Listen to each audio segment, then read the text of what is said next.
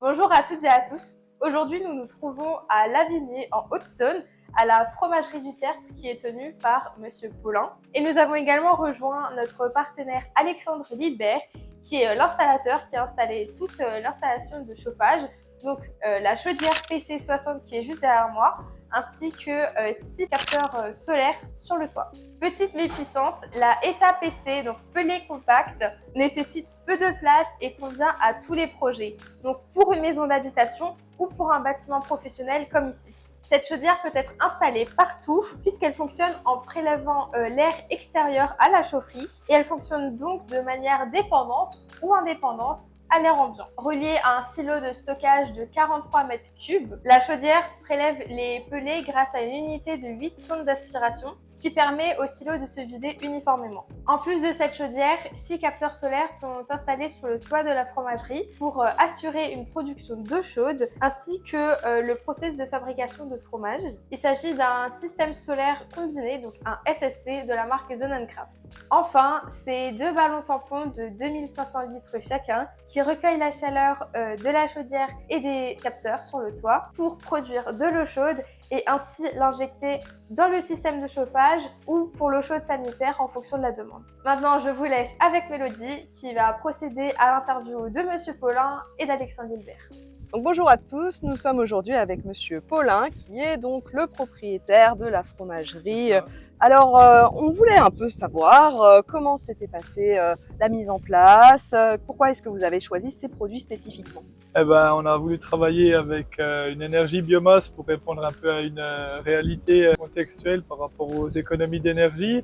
Et puis le but un peu de la création de la fromagerie, c'est de travailler sur un outil qui est le moins énergivore possible. On transforme une denrée alimentaire qui est du lait local en bio et derrière pour pouvoir se démarquer et puis d'avoir vraiment une image positive sur ce qu'on fait et puis d'aller au bout de nos engagements, c'est d'avoir un outil aujourd'hui qui sera presque autonome en énergie dans l'avenir. Là, on a démarré avec une chaudière biomasse avec des ressources locales, parce que le pellet il est fabriqué à 30 km. On a une installation panneau solaire pour la production d'eau chaude sanitaire avec deux ballons de 2500 litres. On a 5000 litres de réserve tampon. Du coup, dès qu'il y a des belles journées ensoleillées, on arrive à capter l'énergie du soleil pour la restituer sur notre eau de process en production. Et ça limite aussi les coûts de chaudière, parce que le pellet, voilà, effectivement, il est local, mais derrière, c'est un coût aussi. Et le but, c'est encore une fois, comme je vous le disais, c'est d'avoir une entreprise qui soit autonome pour pouvoir vraiment communiquer sur un produit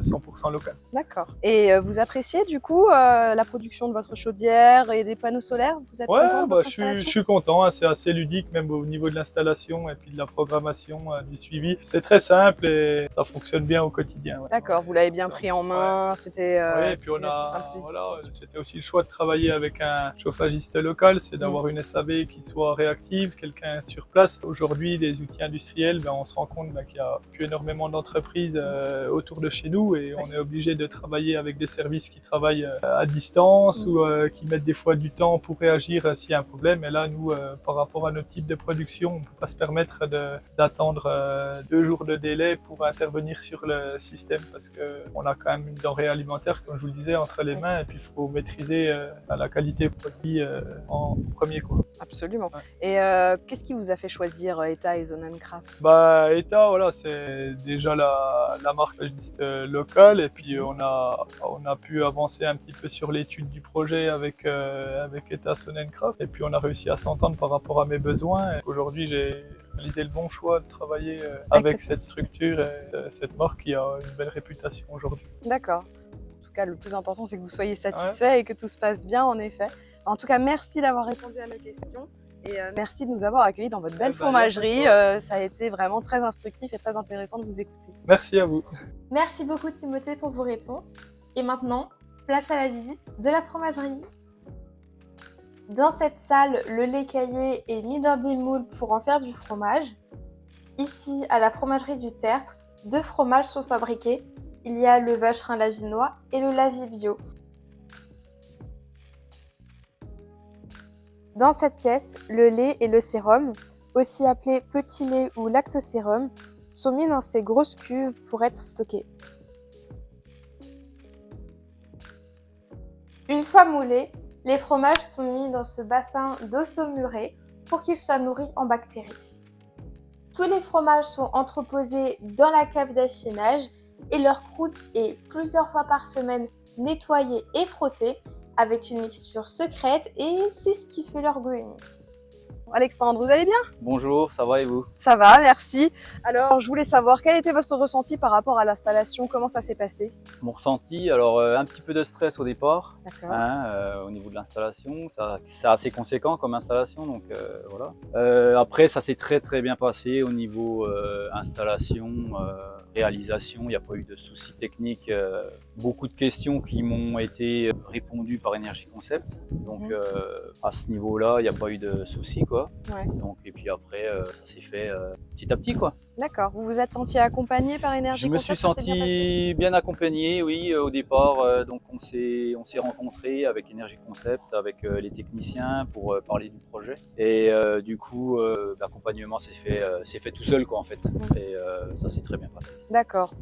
Ils ont été assez techniques, ils ont réussi à vous expliquer Très les choses, vous technique, accompagner. on a vu les petits détails ensemble, donc ce qui est vraiment pas mal, hein, c'est vraiment de voir au cas par cas, donc ce qui est très bien. Au final, vous avez mis beaucoup de temps à installer Au final, la structure. ça a été fait par à-coup. C'est quelque chose qui a duré quand même quelques mois. J'ai fait ma mise en service avec Energy Concept par téléphone et ça s'est très bien passé. D'accord.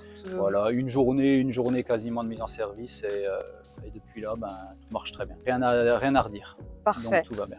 Donc toujours envie de travailler avec nous? Toujours, toujours. Et puis poser de la chaudière, quoi. Bah, Voilà. c'est ce qu'il faut. En tout cas, merci beaucoup de nous avoir répondu.